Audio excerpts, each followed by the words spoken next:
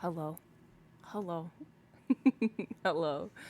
Welcome to Storytime with Moog. I am Moog, and today we are reading The Sound and the Fury by William Faulkner.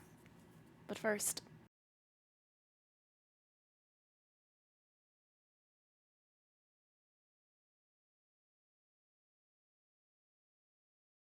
so today we are reading The Sound and the Fury by William Faulkner. There's not real chapters, but we are on the last day. So each of the chapters or sections are divided by day, and today is our last one, which is April 8th, 1928. I'm not going to do like a full on summary because a lot of it is very character and stylistic. As we've finished each of the days, I have put up like little like spark notes, summaries, and analyses. There we go. I was like, what's the word? Analyses up on Discord, just because there is a lot going on. So with William Faulkner, if you have not read a William Faulkner book, this is going to be a very different style. If you've read William Faulkner before, it's exactly like all of his other books in that he uses a lot of stream of consciousness. So that is how a lot of the story is told, which not everybody loves. Stream of consciousness, if you don't know, is basically like, these are all of my thoughts, and now you're involved in all of the thoughts, and these are all of the things, and there's very little punctuation, and you're just going from thought to thought, and sometimes you have to figure out where one thought ends and where one thought begins because there's no signaling that we've moved on, and it fuels the character's anxiety and also sets like a pace for it as well. But intermixed with it is moments when we do have like normal standardized form and structure. Also, we have switched timelines in some of the days without clear signifiers, as well as narrators without clear signifiers. So, how do you find out what it is? You just have to figure it out and read the context clues. So yes, William Faulkner is a difficult read, whether you're just reading it by yourself or for a class or whatever the case may be. And then when you read it out loud, it adds that extra layer of like, wait, who am I? Wait, what is happening? And also, not all of the dialogue is external. Some of it is internal and just italicized thoughts. So it's a fun challenge that we're reading. It's also, this is the first year where this book has been added to the public domain. 3 books have been added to the public domain of January 1st, 2025. We will get to the other 2 as well. Those will be our following ones. But we started with this one thanks to our patrons who voted. If you didn't know, we do have a Patreon, and our patrons get voting privileges. Like deciding what book we read next and all of those kinds of things. All right, so with all of that in mind, also there's dialect in here. So yes, we have things that are difficult to read, but let's add this other layer of Southern American dialect. Fun, fun, fun. Fun, fun, fun. So, let's do it. The Sound and the Fury by William Faulkner, April 8th, 1928. The day dawned bleak and chill, a moving wall of gray light out of the northeast, which, instead of dissolving into moisture, seemed to disintegrate into minute and venomous particles, like dust that, when Dilsey opened the door of the cabin and emerged, needled laterally into her flesh, precipitating not so much a moisture as a substance partaking of the quality of thin, not quite congealed oil.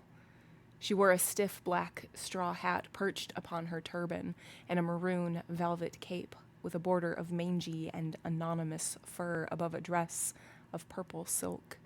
And she stood in the door for a while with her myriad and sunken face lifted to the weather, and one gaunt hand flax-soled as the belly of a fish. Then she moved the cape aside and examined the bosom of her gown.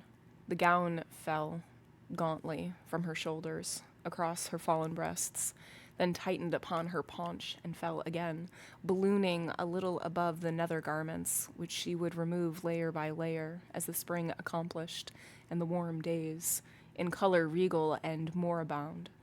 She had been a big woman once, but now her skeleton rose, draped loosely in unpadded skin that tightened again upon a paunch almost dropsical, as though muscle and tissue had been courage or fortitude which the days or the years had consumed, until only the indomitable skeleton was left rising like a ruin or a landmark above the somnolent and impervious guts, and above that the collapsed face that gave the impression of the bones themselves being outside the flesh, lifted into the driving day with an expression at once fatalistic and of a child's astonished disappointment, until she turned and entered the house again and closed the door. The earth immediately about the door was bare. It had a patina, as though from the soles of bare feet in generations, like old silver or walls of Mexican houses which have been plastered by hand. Beside the house, shading it in summer, stood 3 mulberry trees, the fledged leaves that would later be broad and placid as the palms of hands, streaming flatly undulant upon the driving air. A pair of jaybirds came up from nowhere, whirled up on the blast like gaudy scraps of cloth or paper, and lodged in the mulberries, where they swung in raucous tilt and recover, screaming into the wind that ripped their harsh cries onward and away like scraps of paper or of cloth in turn.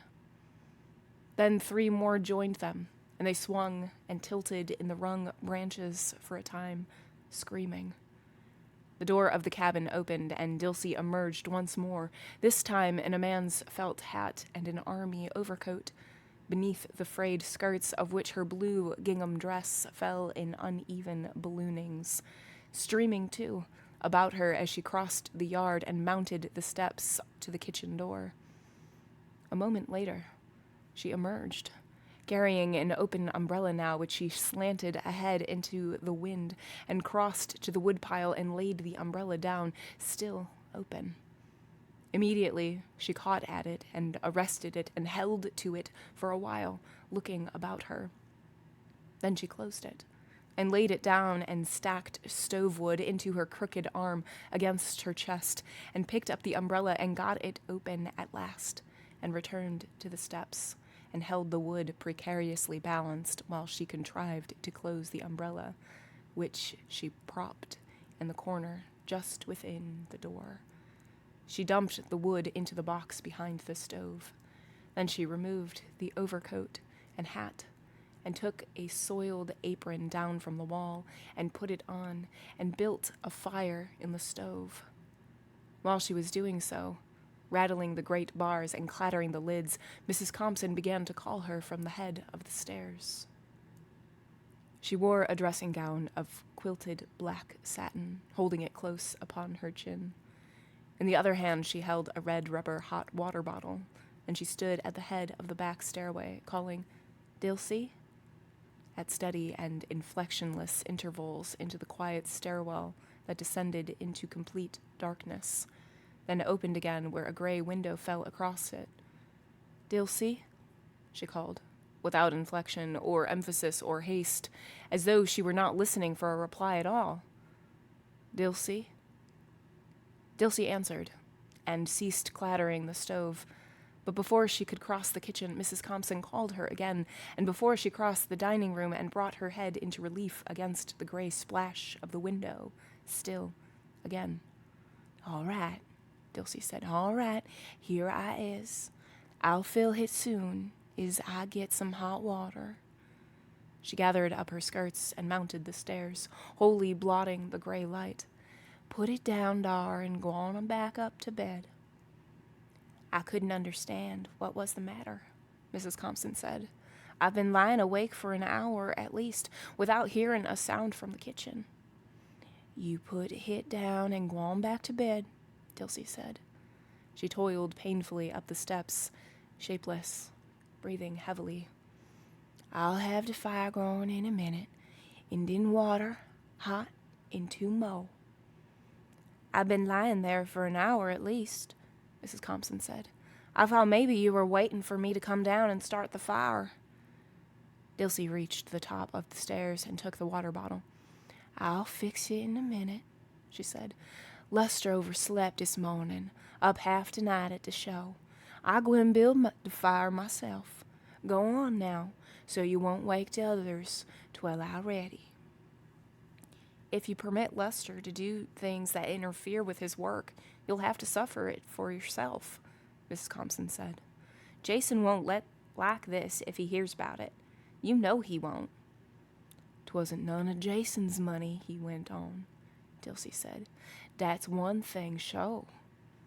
She went on down the stairs. Mrs. Compson returned to her room.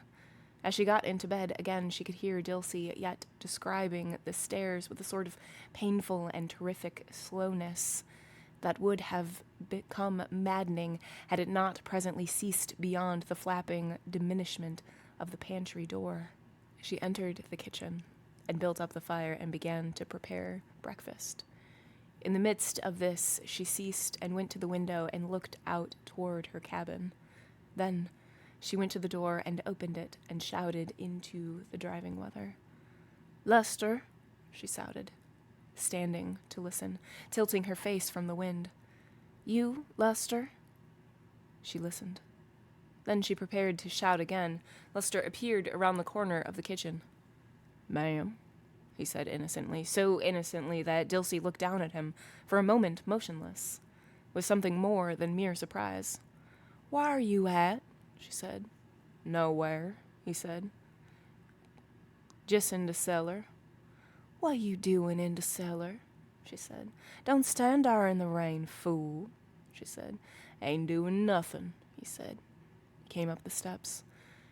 Don't you dare come in this door without a armful of wood, she said. Here I done had to tote your wood and build your fire before. Didn't I tell you not to leave this place last night before that wood box was full to the top? I did, Lester said. I filled it. Where it gone to, then? I don't know 'em. I ain't touched it. Well, you get hit full up now, she said, and get on up then and see 'bout Benji.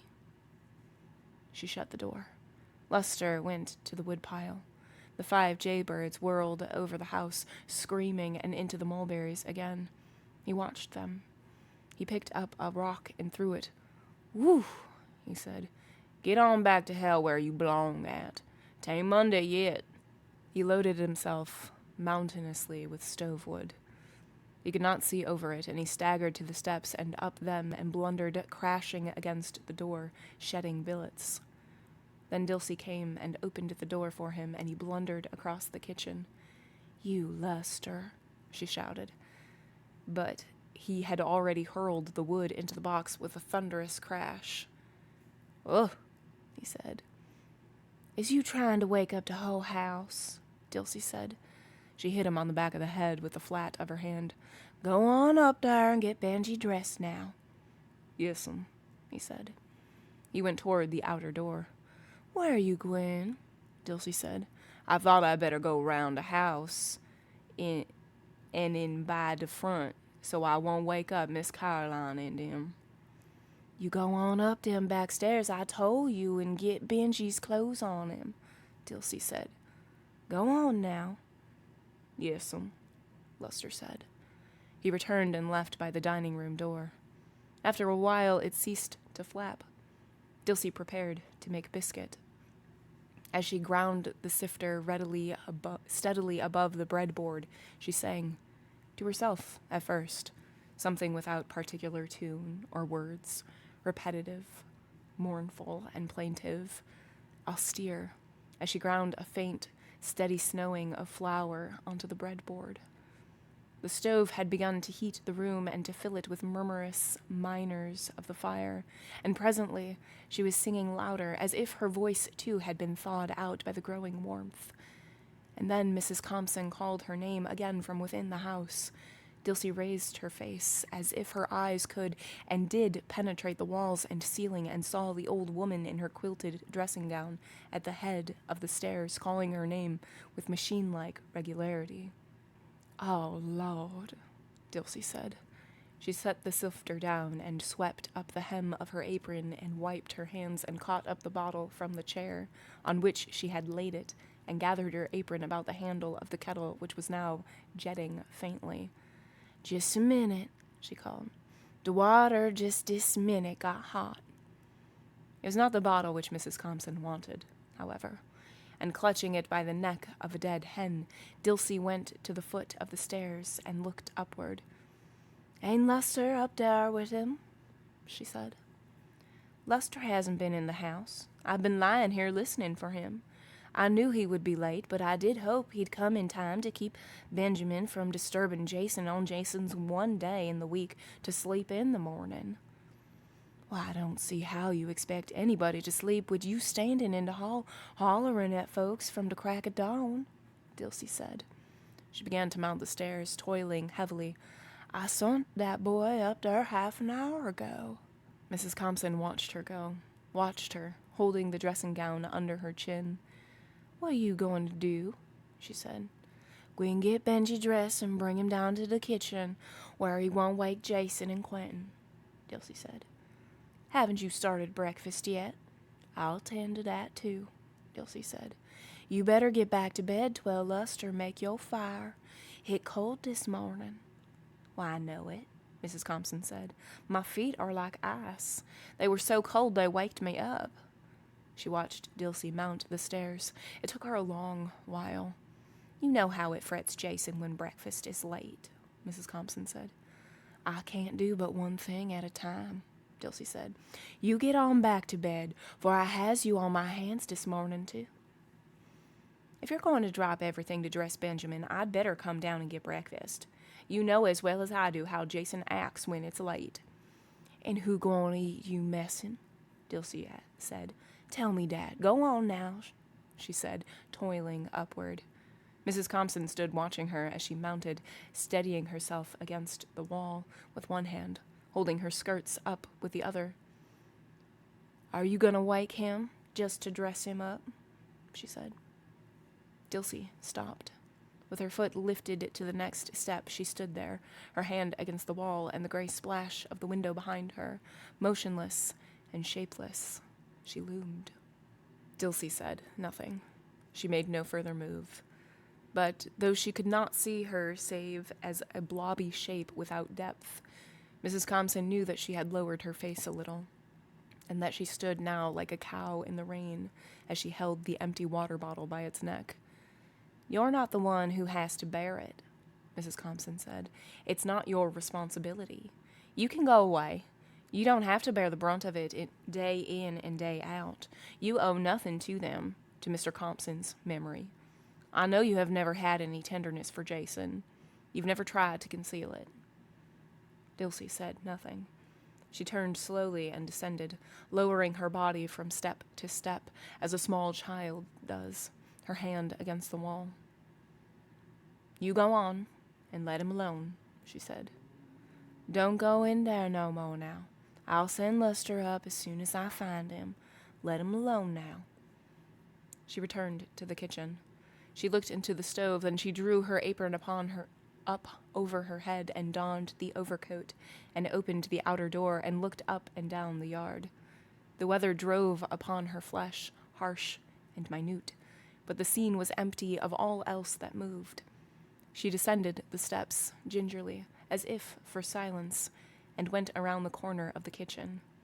As she did so, Luster emerged quickly and innocently from the cellar door. Dilsey stopped. "What you up to?" she said. "Nothing," Luster said. "Mr. Jason say for me to come out where that water leak in the cellar from." "And when was it he say for you to do that?" Dilsey said. "Last New Year's Day, wasn't it?" I thought I'd just be looking whiles they sleep, Luster said. Dilsey went to the cellar door. He stood aside and she peered down into the obscurity, odorous of dank earth and mold and rubber. Huh, Dilsey said. She looked at Luster again. He met her gaze blandly, innocent, and open. I don't know what you up to, but you ain't got no business doing it. You just trying me too this morning, 'cause the others is, ain't you? You get on up there and see the Benji, you hear?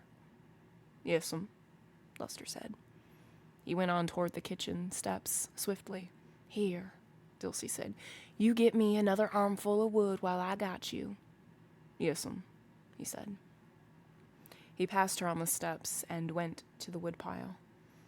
When he blundered again at the door a moment later, again invisible and blind within the beyond his wood avatar, Dilsey opened the door and guided him across the kitchen with a firm hand. Just throw it at that box again, she said. Just throw it. I got to, Luster said, panting. I can't put it down no other way.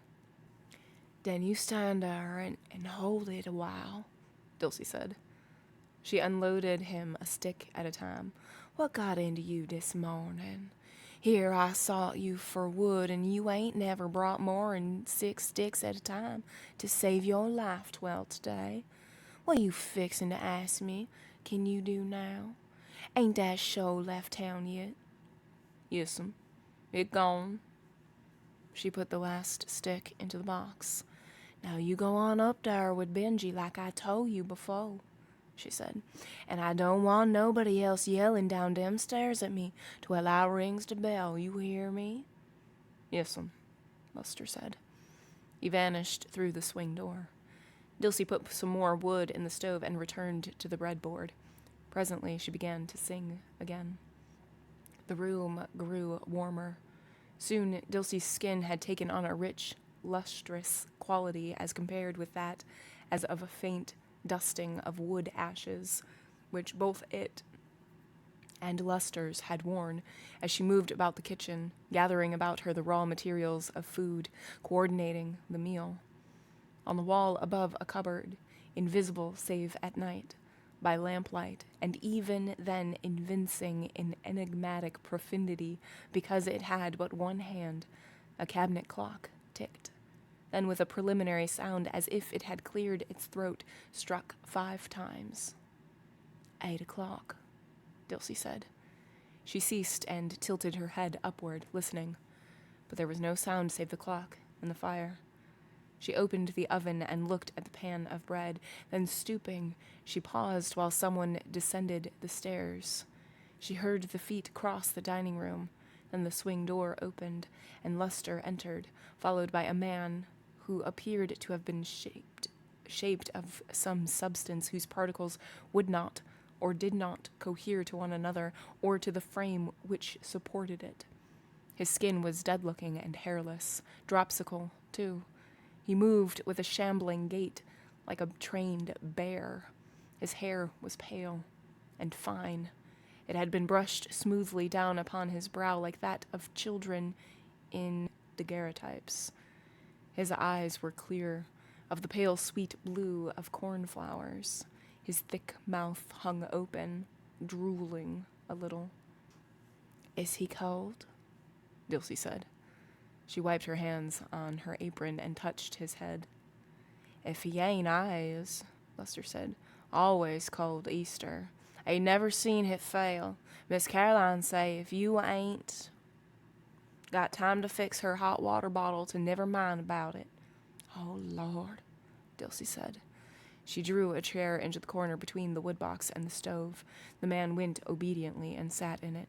Look in the dining room and see where I laid that water bottle, Dilsey said. Luster fetched the bottle from the dining room, and Dilsey filled it and gave it to him. Hurry up now, she said. See if Jason wake now. Tell him it's all ready. Luster went on. Ben sat beside the stove. He sat loosely, utterly motionless, save for his head, which made a continual bobbing sort of movement as he watched Dilsey with his sweet, vague gaze as she moved about. Lester returned. "He up," he said. "Miss Caroline say, put hit on the table." He came to the stove and spread his hands palm down above the firebox. "He up too," he said. "Gwine hit wid befo' feet dis morning." "What's the matter now?" Dilsey said. "Get away from there. How can I do anything with you standing over the stove?" "I cold," Lester said. "You ought to thought about that whiles you was down in that cellar," Dilsey said. "What the matter with Jason?" "Saying me and Benji broke that winder in his room." "Is day one broke?" Dilsey said. "That's what he's saying," Lester said. "Say I broke it." "How could you when you keep it locked all day and night?" "Say I broke it chunking rocks at it," Lester said. "And did you?" "No," Lester said. "Don't lie to me, boy," Dilsey said. "I never done hit," Lester said. "Ask Benji if I did. I ain't studied in that winder." "Who could have broke it then?" Dilsey said. "He just trying himself to wake Quentin up," she said, taking the pan of biscuits out of the stove. "Reckon so," Lester said. "Desi is funny folk. Glad I ain't none of them." "Ain't none of who?" Dilsey said. "Let me tell you something, boy. You got just as much Compson devilment in you as any of 'em. Is you right sure you never broke that window?" "What I want to break it for?" "What you do any of your devilment for," Dilsey said. "Wash him now, so we can't burn his hand again till I get the table set." She went to the dining room, where they heard her moving about. Then she returned and set a plate at the kitchen table and set food there. Ben watched her, slobbering, making a faint, eager sound. "All right, honey," she said. "Here your breakfast. Bring his chair, Lester." Lester moved the chair up and Ben sat down, whimpering and slobbering. Dilsey tied a cloth about his neck and wiped his mouth with the end of it. "And see can you keep from messing up his clothes one time," she said, handing Lester a spoon. Ben ceased whimpering. He watched the spoon as it rose to his mouth. It was as if even eagerness were muscle-bound in him, too, and hunger itself inarticulate, not knowing it is hunger. Lester fed him with skill and detachment. Now and then his attention would return long enough to enable him to feint the spoon and cause Ben to close his mouth upon the empty air. But it was apparent that Lester's mind was elsewhere. His other hand lay on the back of the chair, and upon that dead surface it moved tentatively, delicately, as if he were picking an inaudible tune out of the dead void, and once he even forgot to tease Ben with the spoon while his fingers teased out of the slain wood a soundless and involved arpeggio until Ben recalled him by whimpering again. In the dining room, Dilsey moved back and forth. Presently she rang a small, clear bell. Then in the kitchen, Lester heard Mrs. Compson and Jason descending, and Jason's voice, and he recalled his eyes whitely with listening. "Sure, I know they didn't break it," Jason said. "Sure, I know that. Maybe the change of weather broke it." "Well, I don't see how it could have," Mrs. Compson said. "Your room stays locked all day long, just as you leave it when you go to town. None of us ever go in there except Sunday to clean it. I don't want you to think that I would go where I'm not wanted, or that I would permit anyone else to." "I never said you broke it, did I?" Jason said. "Well, I don't want to go in your room," Mrs. Compson said. "I respect anybody's private affairs. I wouldn't put my foot out the threshold, even if I had a key." "Yes," Jason said. "I know your keys won't fit. That's why I had the lock changed. What I want to know is how that window got broken." "Lester said he didn't do it," Dilsey said. "I know that without asking him," Jason said. "Where's Quentin?" he said. "Where she is every Sunday morning," Dilsey said. What got into you the last few days, anyhow? Well, we're going to change all that, Jason said. Go up and tell her breakfast is ready.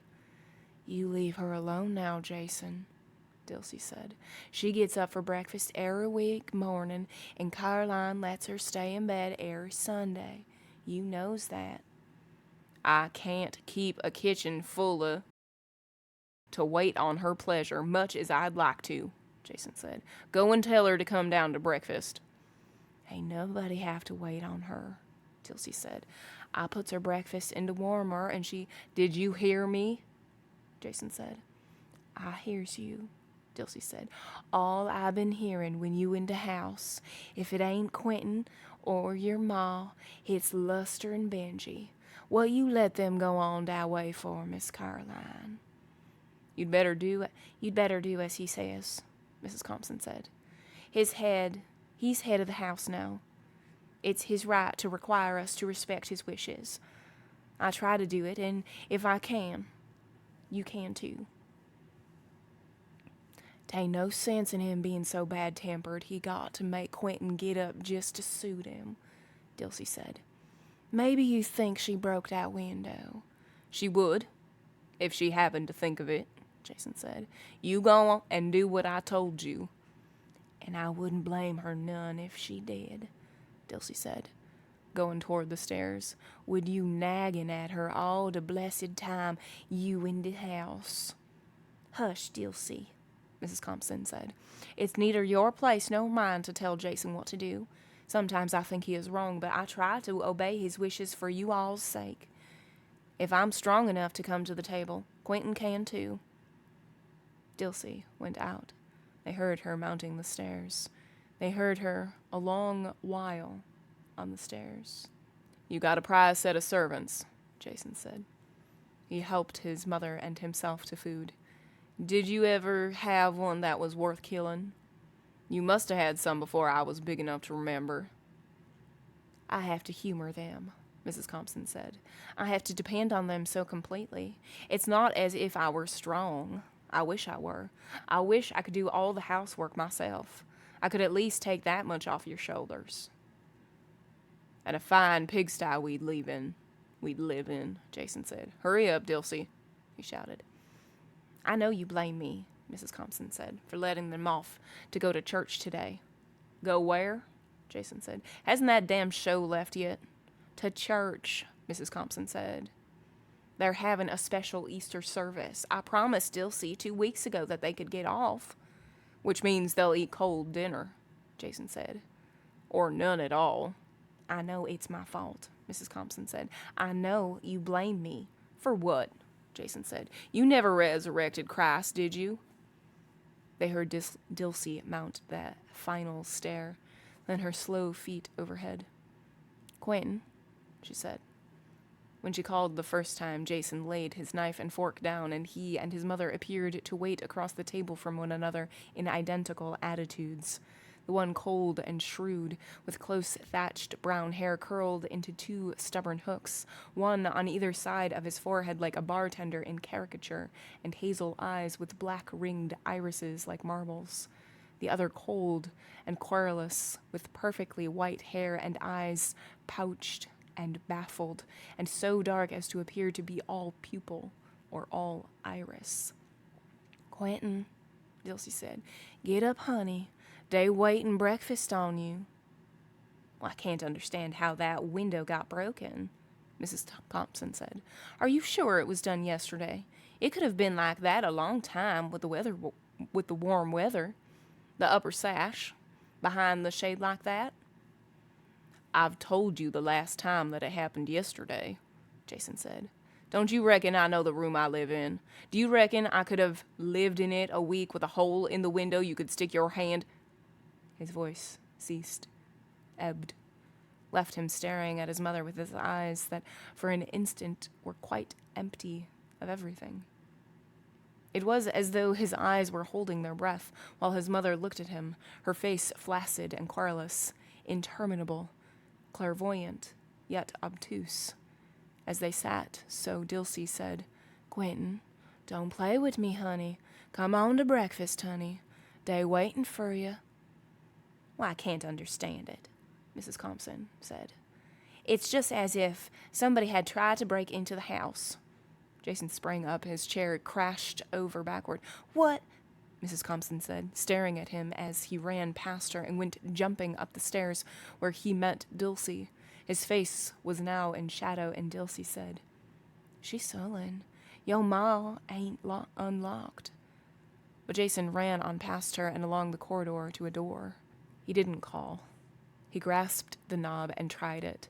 Then he stood with the knob in his hand and his head bent a little, as if he were listening to something much further away than the dimensioned room beyond the door, and which he already heard.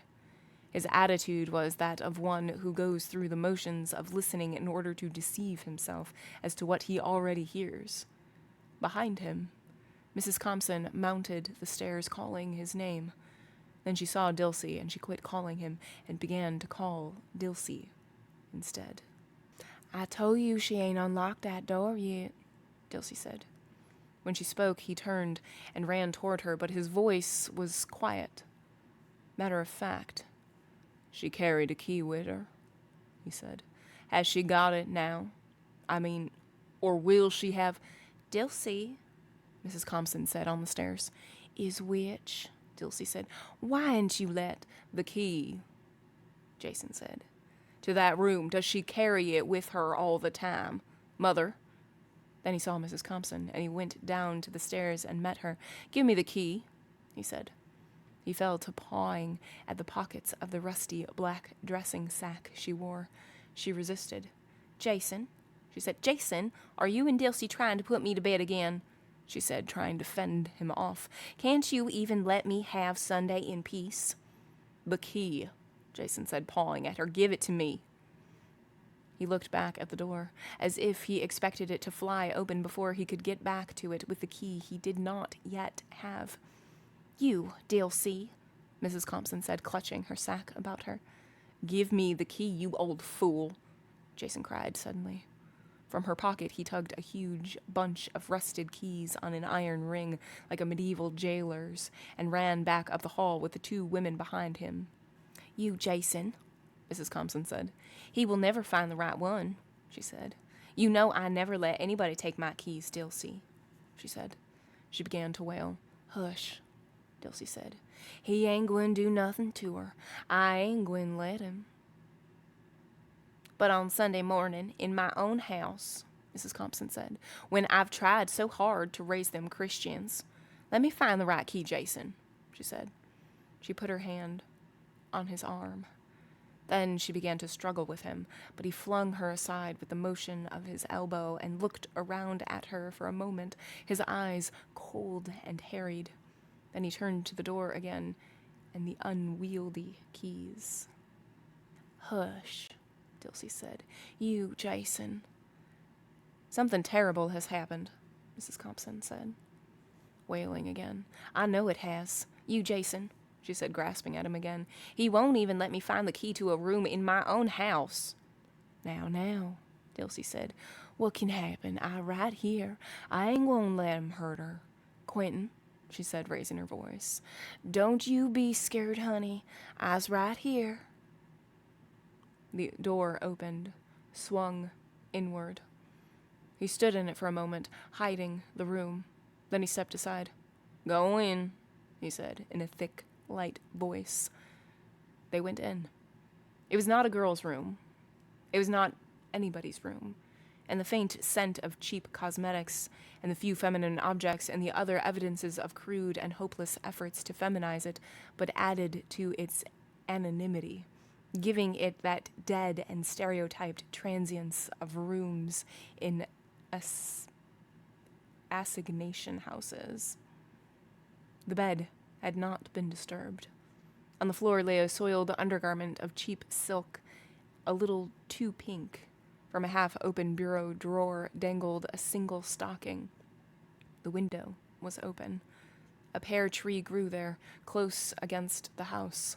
It was in bloom, and the branches scraped and rasped against the house, and the myriad air, driving in the window, brought into the room the forlorn scent of the blossoms. "There now," Dilsey said. "Didn't I told you she all right?" "All right," Mrs. Compson said. Dilsey followed her into the room and touched her.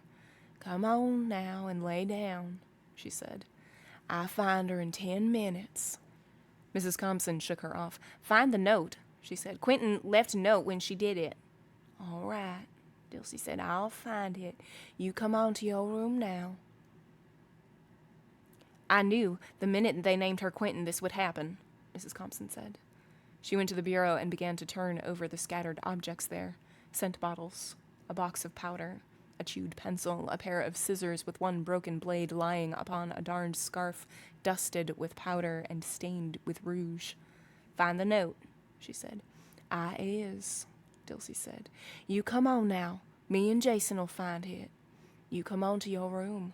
"Jason," Mrs. Compson said. "Where is he?" She went to the door. Dilsey followed her on down the hall to another door. It was closed. "Jason," she called through the door. There was no answer. She tried the knob, and she called him again, but there was still no answer, for he was hurling things backward out of the closet, garments, shoes, a suitcase. Then he emerged carrying a sawn section of tongue and groove planking and laid it down and entered the closet again and emerged with a metal box. He set it on the bed and stood looking at the broken lock while he dug a key ring from his pocket and selected a key, and for a time longer he stood with the selected key in his hand looking at the broken lock. Then he put the keys back in his pocket and carefully tilted the contents of the box out upon the bed. Still carefully he sorted the papers, taking them up one at a time and shaking them.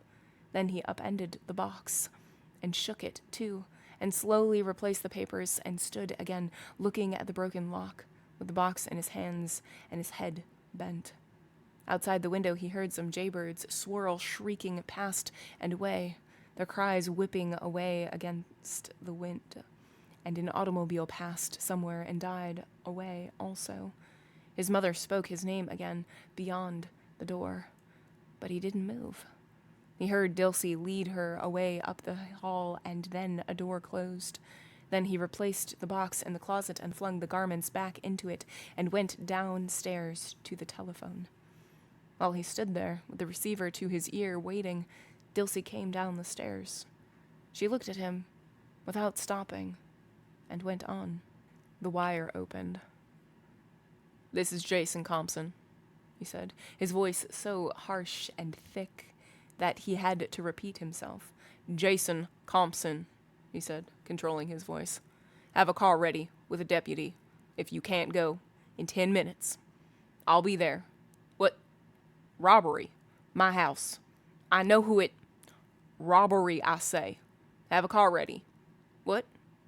Ain't you a paid law enforcement? Yes, I'll be there in 5 minutes. Have that car ready to leave at once. If you don't, I'll report it to the governor." He clapped the receiver back and crossed the dining room, where the scarce broken meal now lay cold on the table, and entered the kitchen. Dilsey was filling the hot water bottle. Ben sat, tranquil and empty. Beside him, Lester looked like a feist dog, brightly watchful. He was eating something. Jason went on across the kitchen. "Ain't you gonna eat no breakfast?" Dilsey said. He paid her no attention. "Go on and eat your breakfast, Jason," he went on. The outer door banged behind him. Lester rose and went to the window and looked out. "What happening up there? You been beating Miss Quentin?" "You hush your mouth," Dilsey said. "You get Benji started now, and I'll beat your head off. You keep him quiet as you can till I get back now." She screwed the cap on the bottle and went out. They heard her go up the stairs. Then they heard Jason pass the house in his car. Then there was no sound in the kitchen, save the simmering murmur of the kettle and the clock. "You know what I bet?" Lester said. "I bet he beat her. I bet he knocked her in the head, and now he gone for the doctor. That's what I bet." The clock tick-tocked, solemn and profound. It might have been the dry pulse of the decaying house itself. After a while it whirred and cleared its throat and struck 6 times. Ben looked up at it. Then he looked at the bullet-like silhouette of Lester's head in the window, and he began to bob his head again, drooling. He whimpered. "Hush up, Looney," Lester said without turning. "Look like we ain't going to get to go to no church today." But Ben sat in the chair, his big soft hands dangling between his knees, moaning faintly. Suddenly he wept, a slow, bellowing sound, meaningless and sustained. "Hush up," Lester said. He turned and lifted his hand. "You want me whoop you?" But Ben looked at him, bellowing slowly with each expiration. Lester came and shook him. "You hush this minute," he said. "Here," he said. He hauled Ben out of the chair and dragged the chair around facing the stove and opened the door to the firebox and shoved Ben into the chair. They looked like a tug nudging at a clumsy tanker in a narrow dock. Ben sat down again facing the rosy door. He hushed. Then they heard the clock again and Dilsey, slow on the stair. When she entered, he began to whimper again. Then he lifted his voice. "What you done to him?" Dilsey said. "Why can't you let him alone this morning of all times?" "I ain't doing nothing to him," Lester said. "Mr. Jason scared him, that's what it is. He ain't killed Miss Quentin, is he?" "Hush, Benji," Dilsey said. He hushed. He went to the window and looked out. "Is it quit raining?" she said. "Yes'm," Lester said. "Quit a long time ago." "Then y'all go outdoors a while," she said. "I just got Miss Caroline quiet now." "Is we going to church?" Lester said. "I'll let you know about that when the time come. You keep him away from the house till I calls you." "Can we go to the pasture?" Lester said. "All right. Only you keep him away from the house. I done stood all I can." "Yes'm," Lester said. "Where Mr. Jason gone, Mammy?" "That's some more of your business, ain't it?" Dilsey said. She began to clear the table. "Hush, Benji. Lester gonna take you out to play." "What you done to Miss Quentin, Mammy?" Lester said. "Ain't done nothing to her. You all get on out in here." "I bet she ain't even here," Lester said. Dilsey looked at him. "How you know she ain't here?" "Me and Benji seed her clammed out the window last night.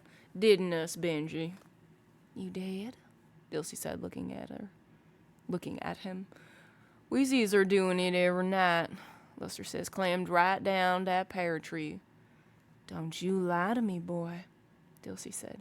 "I ain't lying. Ask Benji if I is." "Why'n't you say something about it then?" "'Twarn't none of my business," Lester said. "I ain't going to get mixed up in white folks' business. Come on here, Benji. Let's go outdoors." They went out.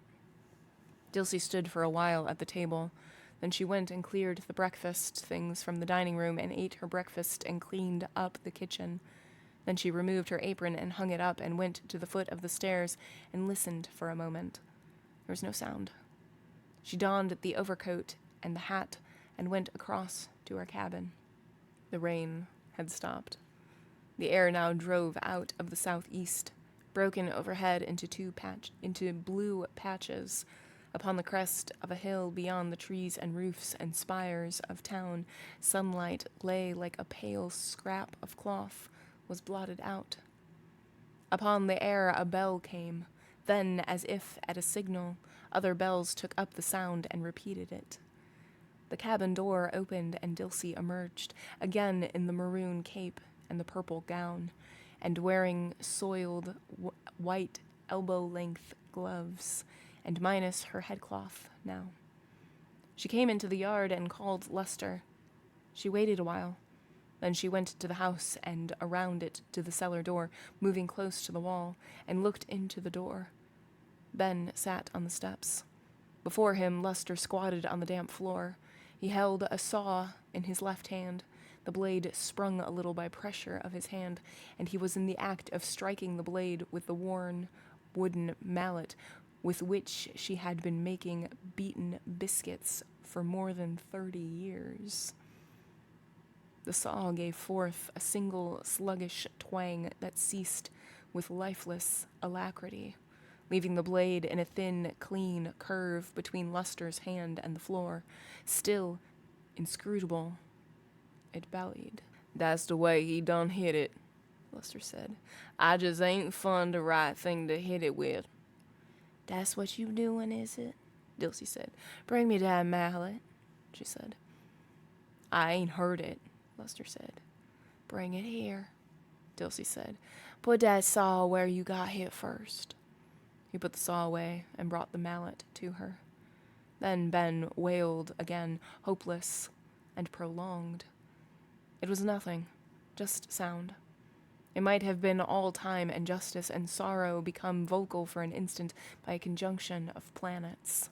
"Listen to him," Luster said. "He been going on that way ever since you sown us out in the house. I don't know what got into him this morning." "Bring him here," Dilsey said. "Come on, Benji," Luster said. He went back down the steps and took Ben's arm.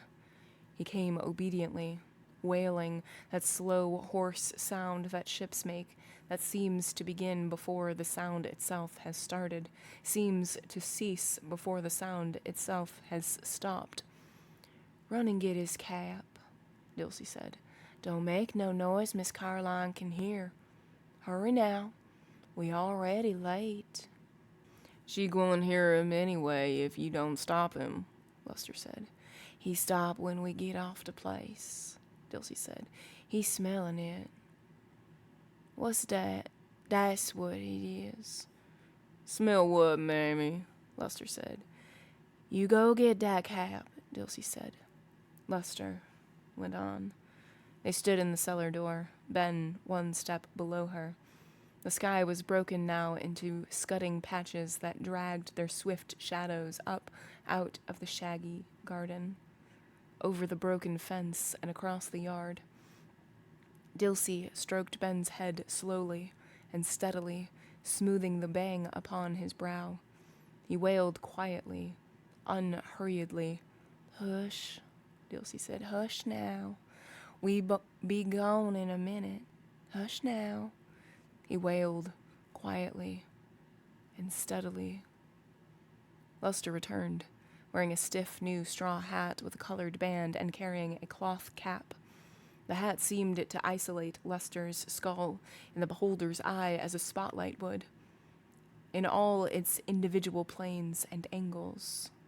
So absolutely individual was its shape that at first glance the hat appeared to be on the head of someone standing immediately behind Luster. Dilsey looked at the hat. "Why'n't you wear your old hat?" she said.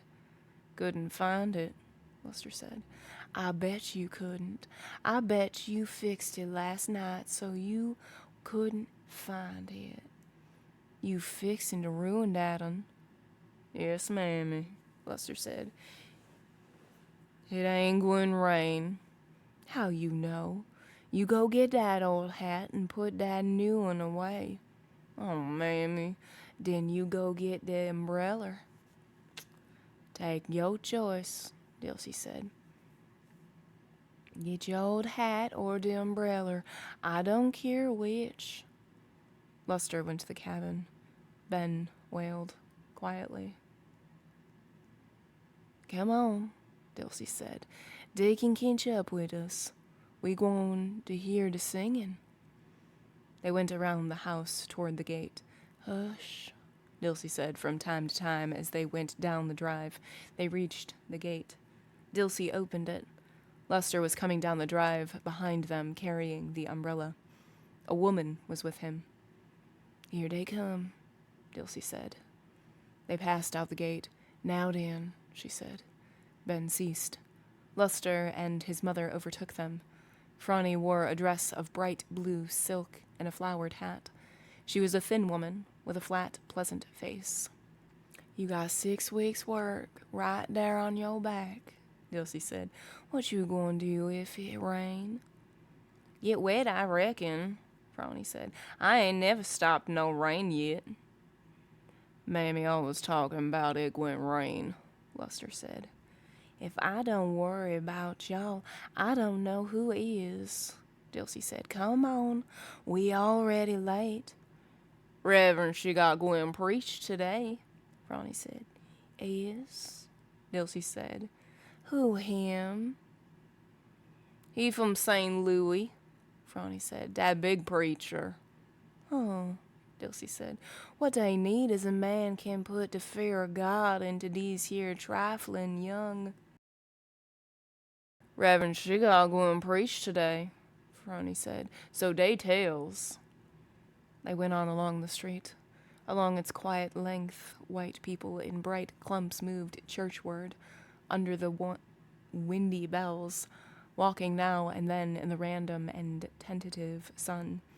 The wind was gusty, out of the southeast, chill and raw after the warm days. I wish you wouldn't keep on bringing him to church, Mammy, Frony said. Folks talking. What folks? Dilsey said. I hears 'em, Frony said. And I knows what kind of folks, Dilsey said. Trash people. And I knows what kind of folks, Dilsey said. Trash white folks. That's who it is. Thinks he ain't good enough for white church, but church ain't good enough for him. They talks just the same, Frony said. Then you send 'em to me, Dilsey said. Tell 'em, be good, law, don't care whether they smart or not. Don't nobody but white trash care that. A street turned oil at right angles, descending and became a dirt road. On either hand, the land dropped more sharply, a broad flat dotted with small cabins whose weathered roofs were a level with the crown of the road. They were set in small grassless plots littered with broken things, bricks, planks, crockery, things of a once utilitarian value. What growth there was consisted of rank weeds, and the trees were mulberries and locusts and sycamores. Trees that partook also of the foul desiccation which surrounded the houses. Trees whose very burgeoning seemed to be the sad and stubborn remnant of September, as if even spring had passed them by, leaving them to feed upon the rich and unmistakable smell of in which they grew. From the doors spoke to them as they passed, to Dilsey, usually. Sis Gibson, how you doing this morning? I'm well. Is you well? I'm right well, thank you. They emerged from the cabins and struggled up the shading levee to the roadmen in staid, hard brown or black, with gold watch chains and now and then a stick, young men in cheap, violent blues or stripes and swaggering hats, women a little stiffly sibilant, and children in garments bought second-hand of white people, who looked at Ben with the covertness of nocturnal animals. I bet you won't go up and titch him. How come I won't? I bet you won't. I bet you scared too. He won't hurt folks. He is a loony. How come a loony won't hurt folks? Dad'n won't. I titched him. I bet you won't now. Case Miss Dilsey looking. You won't no ways. He don't hurt folks. He dis a loony. And steadily, the older people speaking to Dilsey, though, unless they were quite old, Dilsey permitted Frony to respond. Mammy ain't feeling well this morning. That's too bad, but Reverend she gonna cure that. He'll give her the comfort and the unburdening. The road rose again to a scene like a painted backdrop, notched into a cut of red clay, crowned with oaks. The road appeared to stop short of, like a cut ribbon. Beside it, a weathered church lifted its crazy steeple like a painted church, and the whole scene was as flat and without perspective as a painted cardboard set upon the ultimate edge of the flat earth. Against the windy sunlight of space and April and a mid-morning filled with bells, toward the church they thronged with slow Sabbath deliberation. The women and children went on in, The men stopped outside and talked in quiet groups until the bell ceased ringing. Then they, too, entered. The church had been decorated with sparse flowers from kitchen gardens and hedgerows, and with streamers of colored crepe paper. Above the pulpit hung a battered Christmas bell, the accordion set that collapses. The pulpit was empty, though the choir was already in place, fanning themselves, although it was not warm. Most of the women were gathered on one side of the room. They were talking.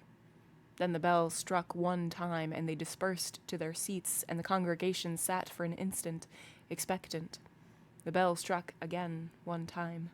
The choir rose and began to sing, and the congregation turned its head as one, as 6 small children, 4 girls with tight pigtails bound with small scraps of cloth like butterflies, and 2 boys with close heads, entered and marched up the aisle, strung together in a harness of white ribbons and flowers, and followed by 2 men in single file.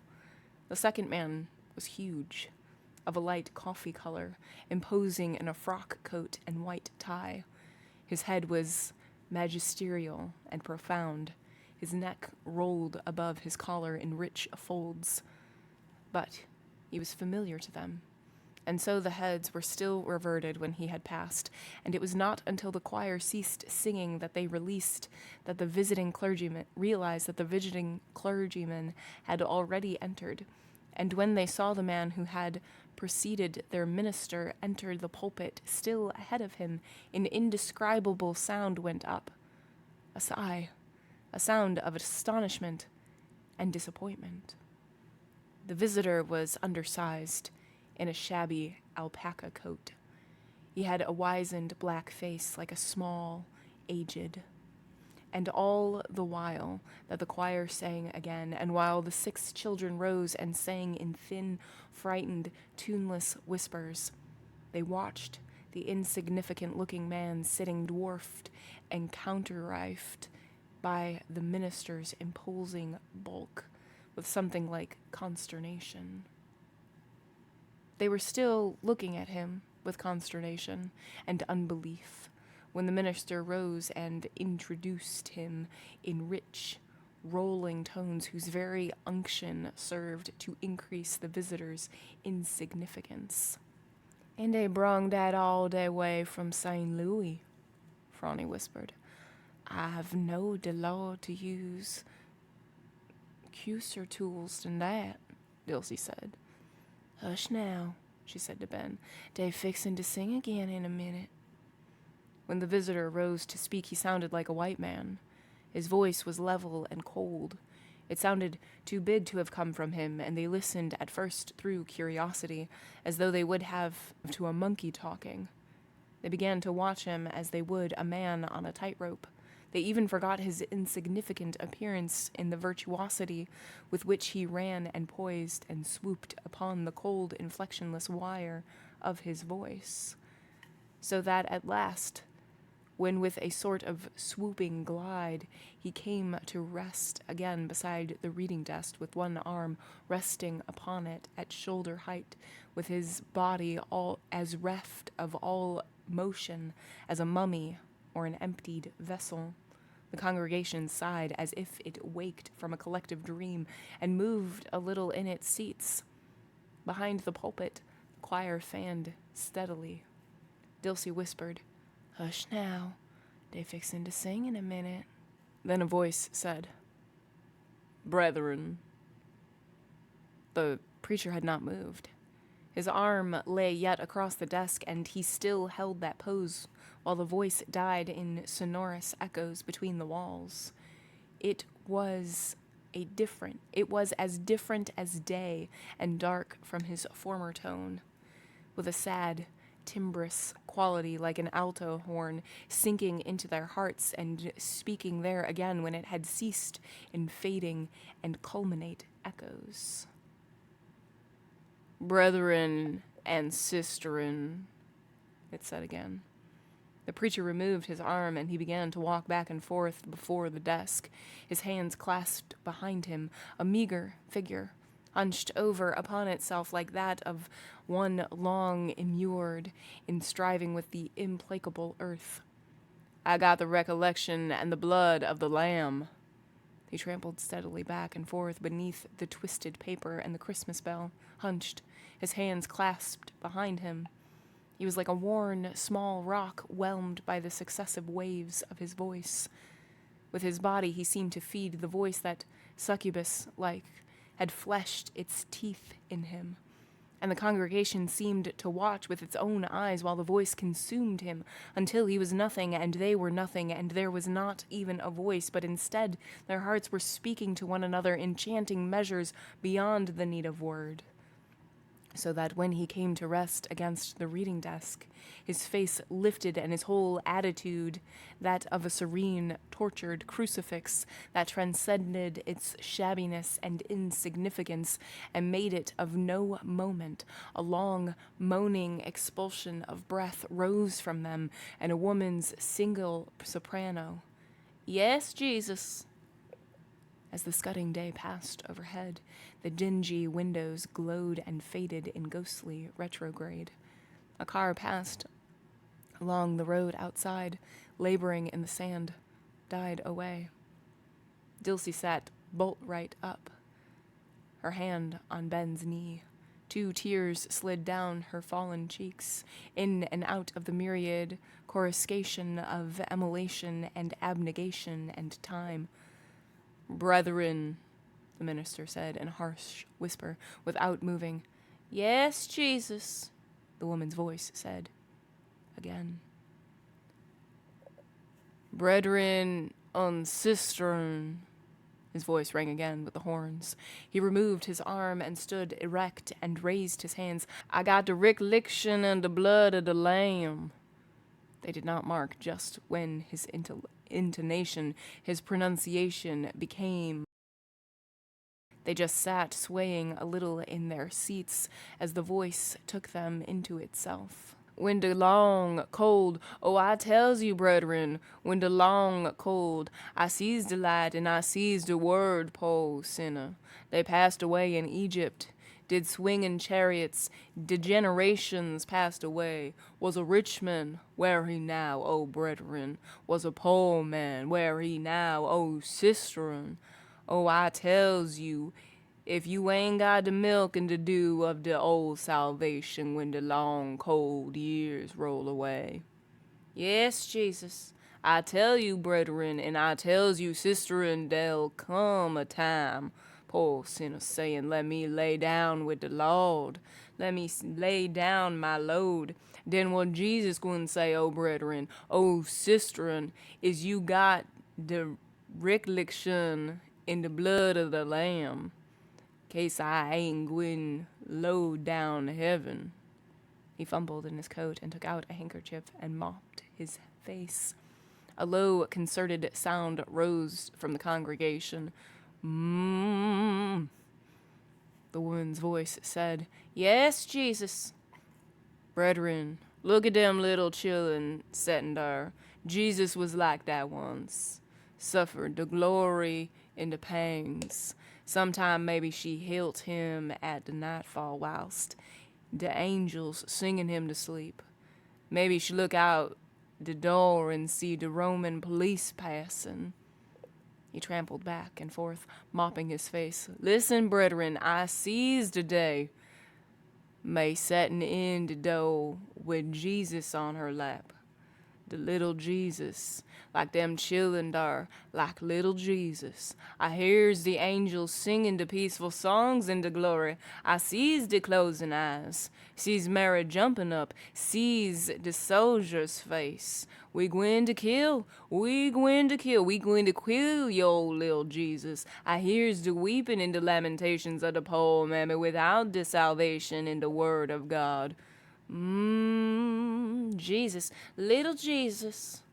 And another voice rising, "I sees, oh Jesus, I sees." And still another, without words, like bubbles rising in water. "I sees it, brethren. I sees it, sees the blessed and blind in sight. I sees Calvary with the sacred trees, sees the thief and the murderer in the least of these. I hears the boasting in the dragon. If you be Jesus, lift up your tree and walk. I hears the wailing of women in the evening lamentations. I hears the weeping and the crying in the turned face, in the turned away face of God. They done killed Jesus. They done killed my son. Jesus, I sees Jesus.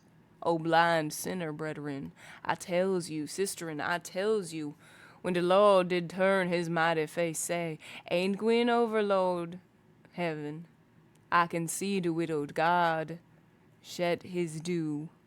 I sees the whelming flood roll between. I sees the darkness and the death of everlasting upon the generations. Then lo, brethren, yes, brethren, what I see, O sinner, I sees the resurrection in the light, sees the meek Jesus saying, they killed me, that ye shall live again.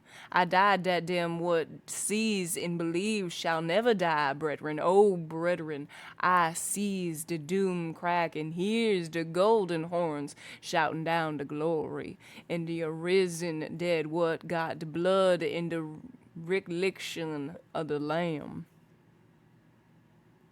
In the midst of the voices and the hands, Ben sat, wrapped in his sweet blue gaze. Dilsey sat bolt upright beside, crying rigidly and quietly in the annealment and the blood of the remembered lamb. As they walked through the bright noon, up the sandy road with the dispersing congregation, talking easily again, group to group, she continued to weep, unmindful of the talk. She show a preacher, mon. He didn't look like much at first, but hush. He seed the power and the glory. Yes, sir, he seed it. Face to face he seed it. Dilsey made no sound. Her face did not quiver as the tears took their sunken and devious courses, walking with her head up, making no effort to dry them away, even. "Why'n't you quit that, mammy?" Frony said.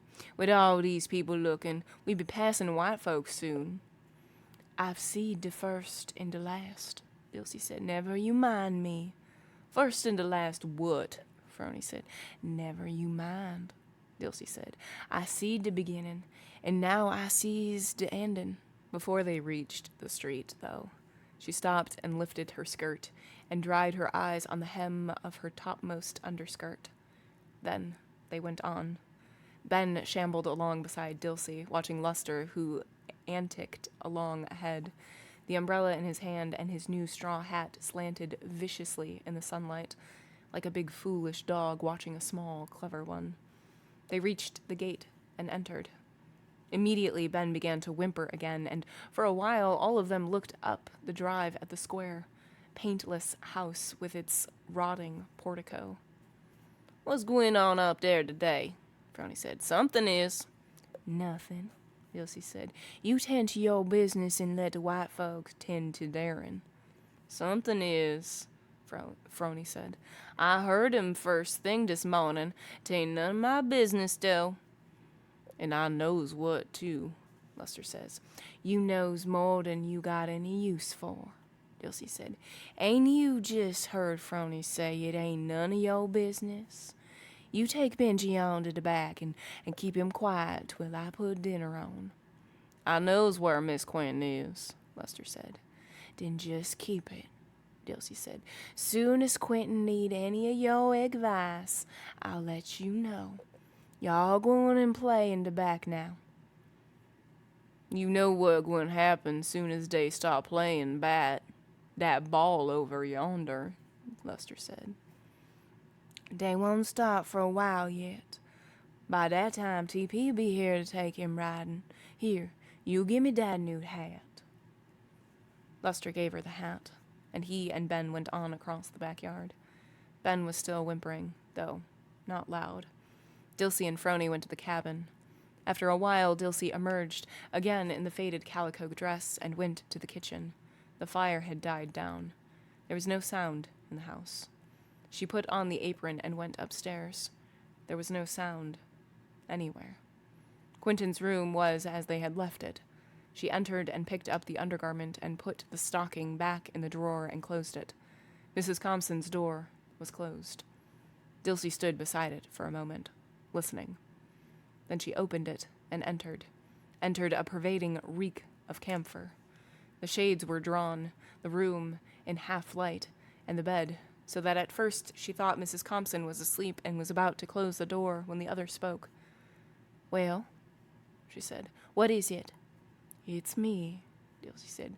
"You want anything?" Mrs. Compson didn't answer. After a while, without moving her head at all, she said, "Where's Jason?" "He ain't come back yet," Dilsey said. "What you want?" Mrs. Compson said nothing, like so many cold, weak people, when faced at last by the incontrovertible disaster she exhumed from somewhere a sort of fortitude, strength. In her case, it was an unshakable conviction regarding the yet unplumbed event. "Well," she said presently, "did you find it?" "Find what? What's you talking about?" "The note. At least she would have enough consideration to leave a note. When Quentin did that. Even Quentin did that." "What you talking about?" Dilsey said. "Don't you know she all right? I bet she be walking right in this door before dark." "Fiddlesticks," Mrs. Compson said. "It's in the blood, like uncle, like niece, or mother. I don't know which would be worse. I don't seem to care." "What you keep on talking that way for?" Dilsey said. "What she want to do anything like that for?" "I don't know. What reason didn't Quentin have? Under God's heaven, what reason did he have? It can be simply to flout and hurt me.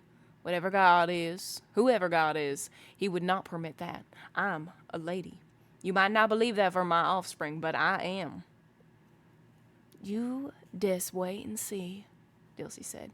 "She be here by night, right there in her bed." Mrs. Compson said nothing. The camphor-soaked cloth lay upon her brow. The black robe lay across the foot of the bed. Dilsey stood with her hand on the door. "Well," Mrs. Compson said, "what you want? Are you going to fix some dinner for Jason and Benjamin, or not?" "Jason ain't come yet," Dilsey said. "I'll go and fix something. You sure you don't want nothing? Your bottle's still hot enough?" "You might hand me my Bible." "I give it to you this morning before I left." "You laid it on the edge of the bed. How long did you expect it to stay there?" Dilsey crossed to the bed and groped among the shadows beneath the edge of it and found the Bible, face down. She smoothed the bent pages and laid the book on the bed again. Mrs. Compson didn't open her eyes. Her hair and the pillow were the same color. Beneath the wimple and the medicated cloth, she looked like an old nun praying. "Don't put it there again," she said, without opening her eyes. "That's where you put it before. Do you want me to have to get out of bed to pick it up?" Dilsey reached the book across to her and laid it on the broad side of the bed. "You can read it now." "You can't see to read now," she said. "You want me to raise the shade a little?" "No. Let me alone. Go on and fix Jason something to eat." Dilsey went out. She closed the door and returned to the kitchen. The stove was almost cold. While she stood there, the clock above the cupboard struck 10 times. 1 o'clock, she said aloud. "Jason ain't coming home. I seed the first and the last," she said, looking at the cold stove. "I seed the first and the last."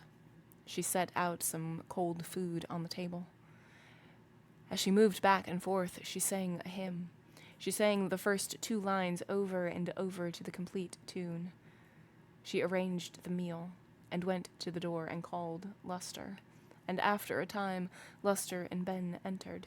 Ben was still moaning a little, as to himself. "He ain't never quit," Luster said. "Y'all come on and eat," Dilsey said. "Jason ain't coming to dinner." They sat down at the table. Ben could manage solid food pretty well for himself, though even now, with cold food before him, Dilsey tied a cloth about his neck. He and Luster ate. Dilsey moved about the kitchen, singing the 2 lines of the hymn which she remembered. "Y'all can go on and eat," she said. "Jason ain't coming home." He was 20 miles away at that time. When he left the house, he drove rapidly to town, overreaching the slow Sabbath groups and the peremptory bells along the broken air. He crossed the empty square and turned into a narrow street that was abruptly quieter, even yet, and stopped before a frame house, and went up the flower-bordered walk to the porch. Beyond the screen door, people were talking.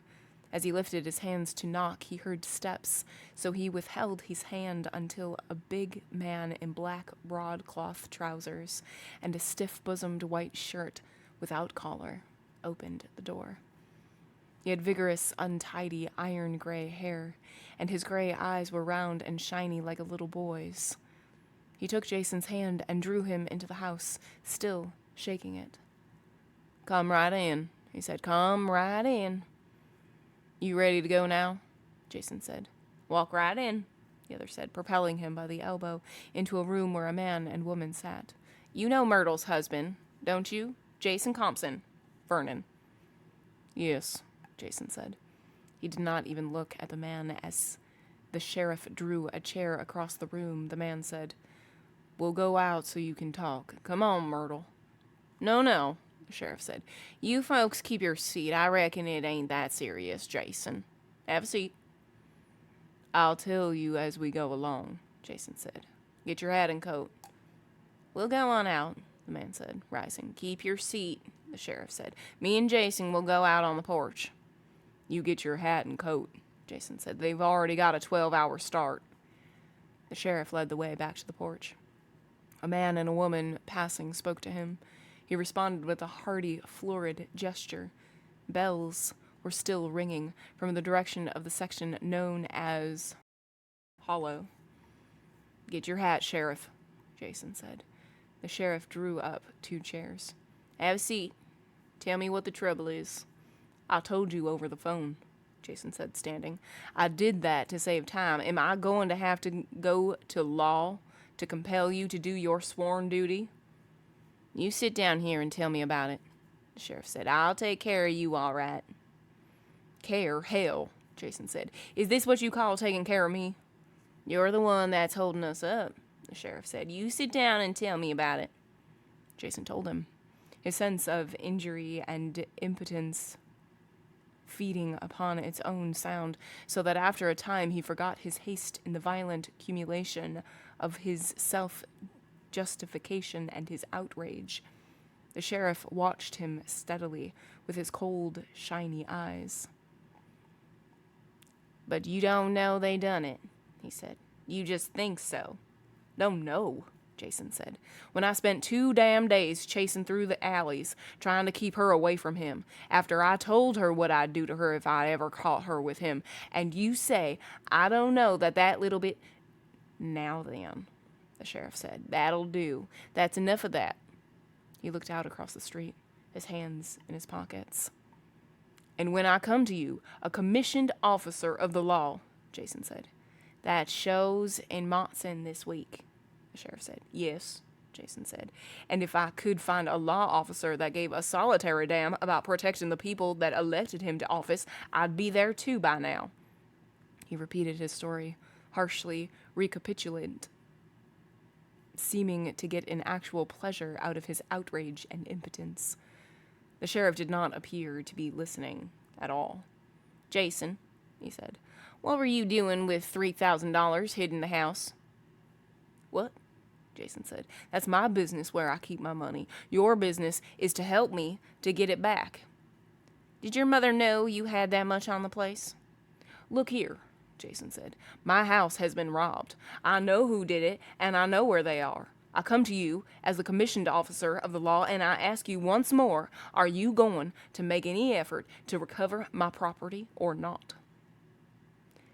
"What do you aim to do with that girl if you catch him?" "Nothing," Jason said. "Not anything. I wouldn't lay my hand on her. That bitch cost me a job, the one chance I ever had to get ahead. That killed my father and is shortening my mother's life every day and made my name a laughingstock in the town. I won't do anything to her," he said. "Not anything." "You drove that girl into running off, Jason," the sheriff said. "How I conduct my family is no business of yours," Jason said. "Are you going to help me or not?" "You drove her away from home," the sheriff said, "and I have some suspicion about who that money belongs to that I don't reckon I'll ever know for certain."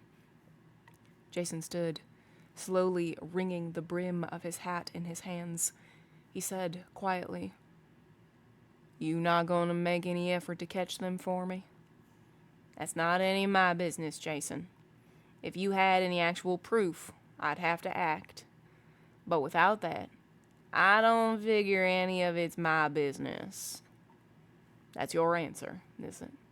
Jason said. "Think well now." "That's it, Jason." "All right," Jason said. He put his hat on. "You'll regret this. I won't be helpless. This is not Russia, where just because he wears a little metal badge a man is immune to the law." He went down the steps and got in his car and started the engine. The sheriff watched him drive away, turned, and rush past the house towards the town. The bell was ringing again, high in the scudded sunlight, in bright, disorderly tatters of sound. He stopped at a filling station and had his tires examined and the tank filled. "Going on a trip, is you?" He didn't answer. "Look like he going far off, after all." "Fair off hell," Jason said. "It'll be raining like hell by 12 o'clock. He looked at the sky, thinking about rain, about the slick clay roads. Himself stalled somewhere miles from town.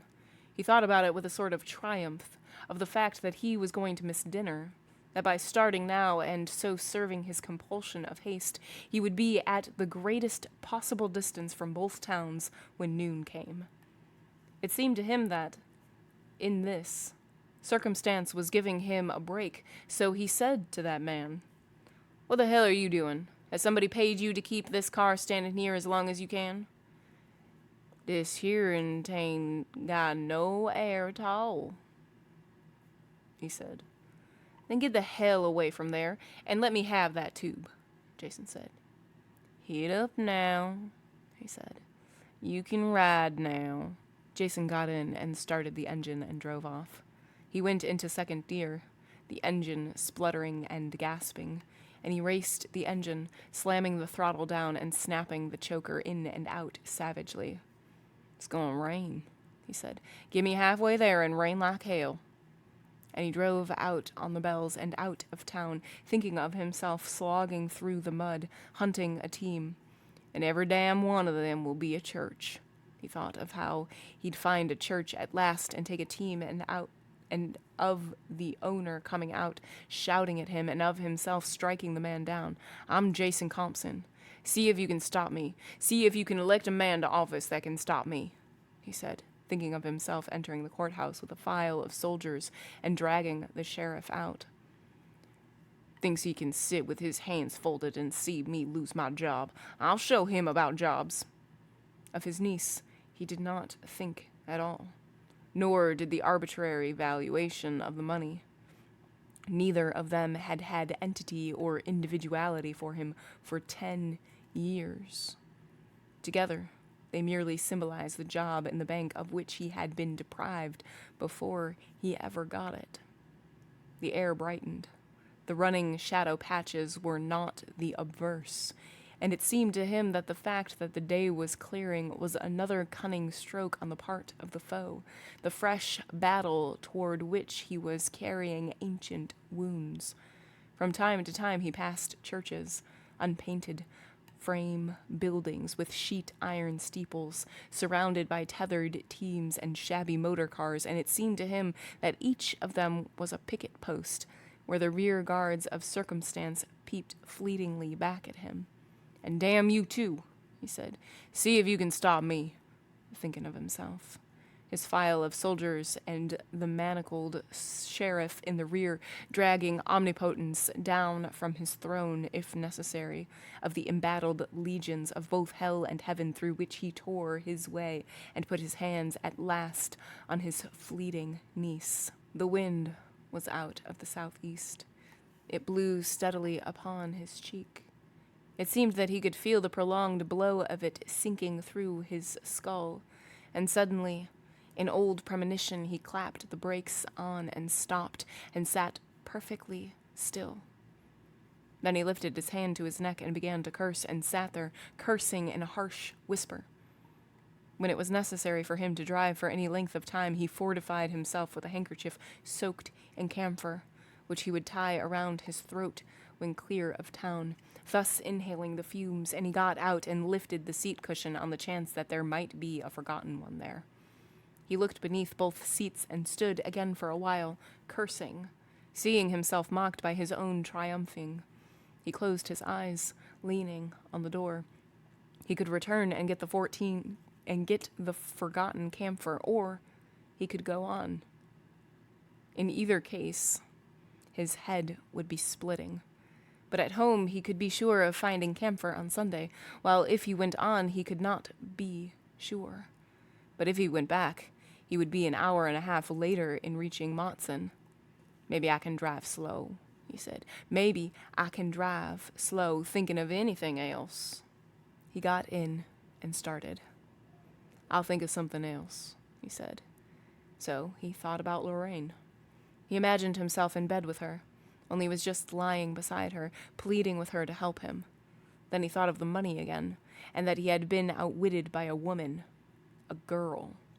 If he could just believe it was the man who had robbed him, but to have been robbed of that which was to have compensated him for the lost job, which he had acquired through so much effort and risk, by the very symbol of the lost job itself, and worst of all, by a bitch of a girl. He drove on, shielding his face from the steady wind with the corner of his coat. He could see the opposed forces of his destiny, and his will drawing swiftly together now, toward a junction that would be irrevocable. He became cunning. "I can't make a blunder," he told himself. There would be just one right thing, without alternatives. He must do that. He believed that both of them would know him on sight, while he'd have to trust to seeing her first, unless the man still wore the red tie. And the fact that he must depend on that red tie seemed to be the sum of the impending disaster. He could almost smell it, feel it above the throbbing of his head. He crested the final hill. Smoke lay in the valley, and roofs a spire or two above trees. He drove down the hill and into the town, slowing, telling himself again of the need for caution, to find where the tent was located first. He could not see very well now, and he knew that it was the disaster which kept telling him to go directly and get something for his head. At a filling station, they told him that the tent was not up yet, but that the show cars were on a siding at the station. He drove there. 2 gaudily painted Pullman cars stood on the track. He reconnoitered them before he got out.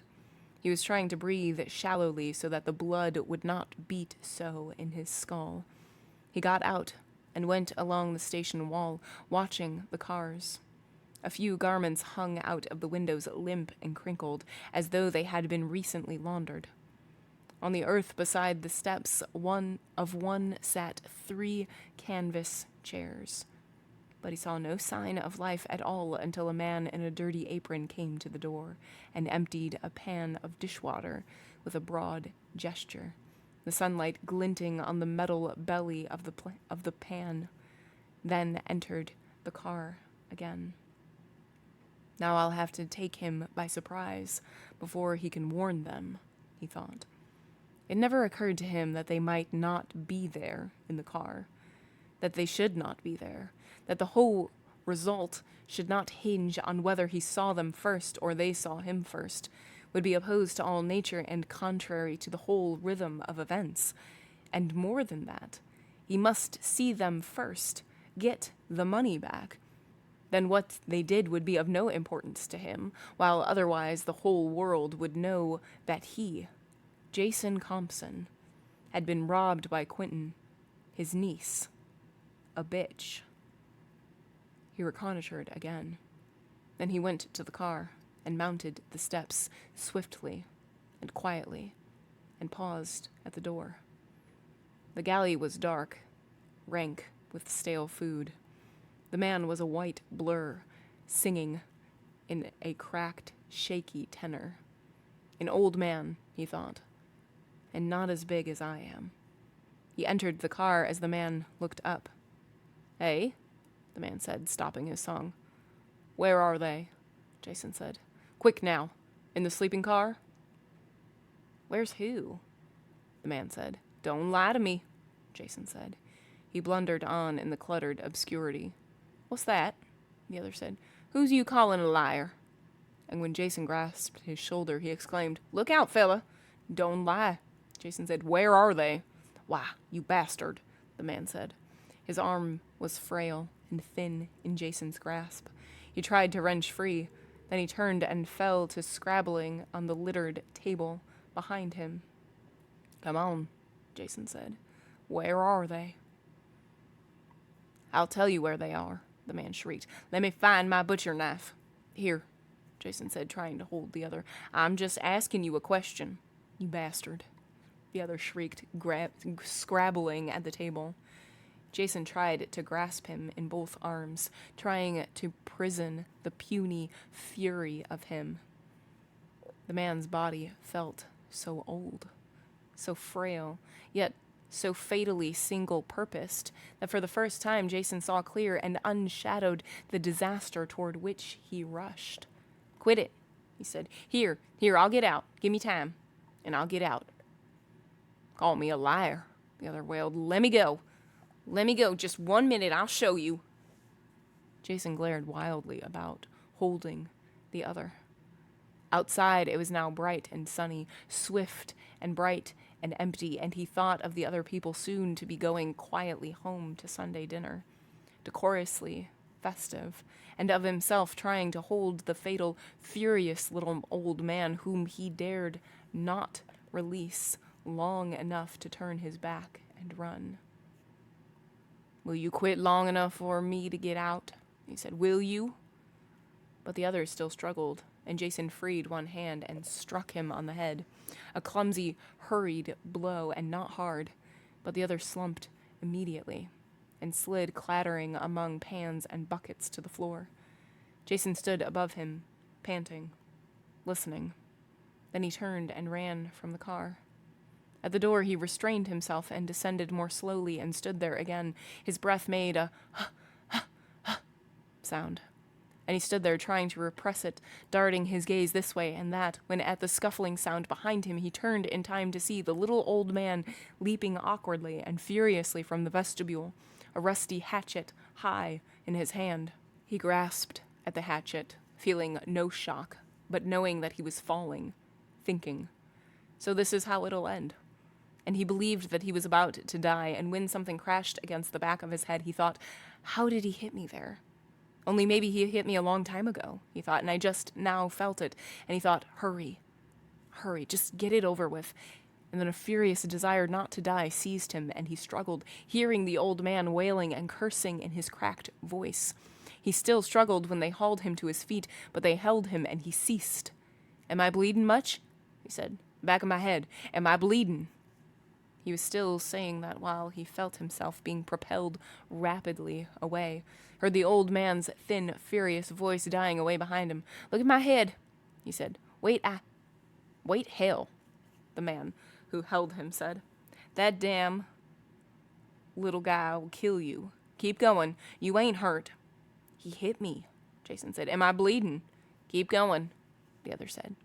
He led Jason on around the corner of the station to the empty platform where an express truck stood, where grass grew rigidly in a plot bordered with rigid flowers, and a sign in electric lights. Keep your... And then it has a picture of an eye on Matson. The gap filled by a human eye with an electric pupil. The man released him. Now, he said, you get on out of here and stay out. What are you trying to do, commit suicide? I was looking for 2 people, Jason said. I just asked him where they were. Who are you looking for? It's a girl, Jason said, and a man. He had on a red tie in Jefferson yesterday. With this show. They robbed me. Oh, the man said. You're the one, are you? Well, they ain't here. I reckon so, Jason said. He leaned against the wall and put his hand to the back of his head and looked at his palm. I thought I was bleeding, he said. I thought he hit me with that hatchet. You hit your head on the rail, the man said. You better go on. They ain't here. Yes.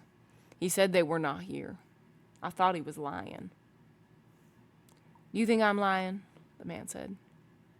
No, Jason said. I know they're not here.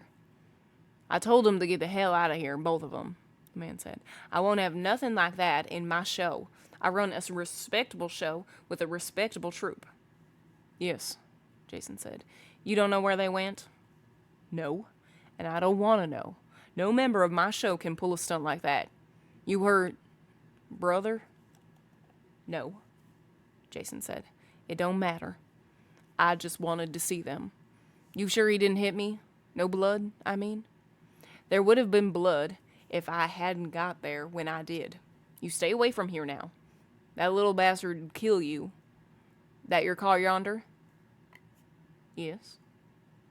Well, you get in it and get back to Jefferson. If you find them, it won't be in my show. I run a respectable show. You say they robbed you? No, Jason said. It don't make any difference. He went to the car and got in. What is it I must do? He thought. Then he remembered.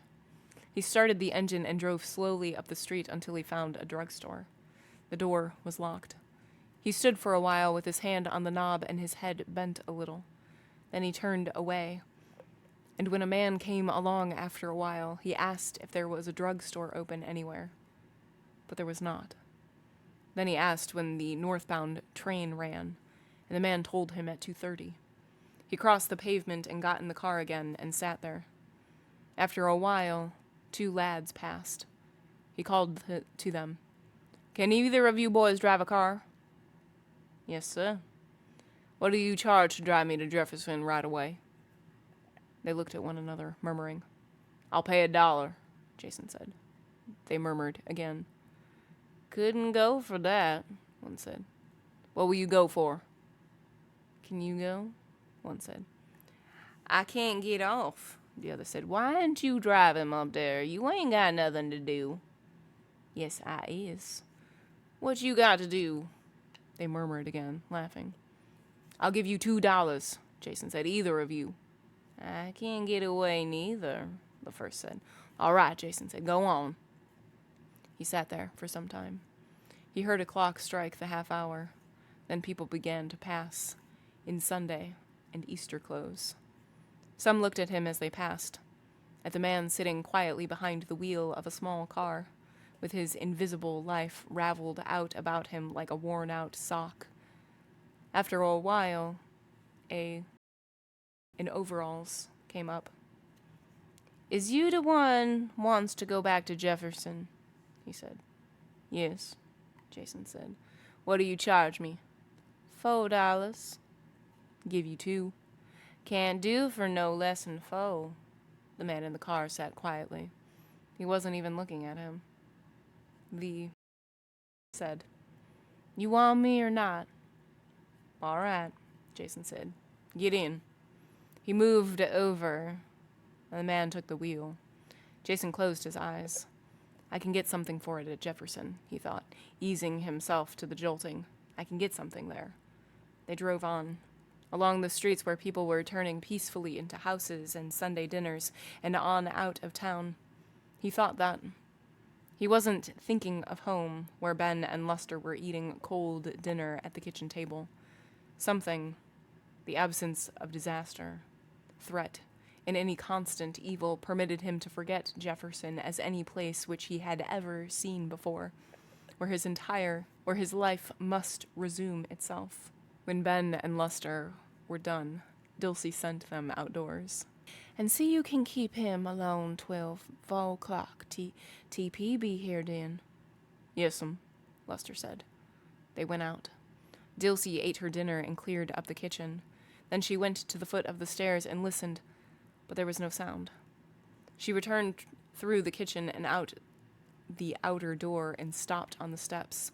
Ben and Lester were not in sight, but while she stood there, she heard another sluggish twang from the direction of the cellar door, and she went to the door and looked down upon a repetition of the morning's scenes. "He done it just that way," Lester said. He contemplated the motionless saw with a kind of hopeful dejection. "I ain't got a right thing to hit it with yet," he said. "And you ain't going to find it down here neither," Dulcie said. "You take him on out in the sun. You both get pneumonia down here on this wet floor." She waited and watched them cross the yard toward a clump of cedar trees near the fence. Then she went on to her cabin. "Now don't get started," Lester said. "I had enough trouble with you today." There was a hammock made of barrel staves slated into woven wires. Lester lay down in the swing, but Ben went on vaguely and purposely. He began to whimper again. "Hush now," Lester said. "I'm fixin' to whoop you." He lay back in the swing. Ben had stopped moving, but Lester could hear him whimpering. "Is you gwine hush or ain't you?" Lester said.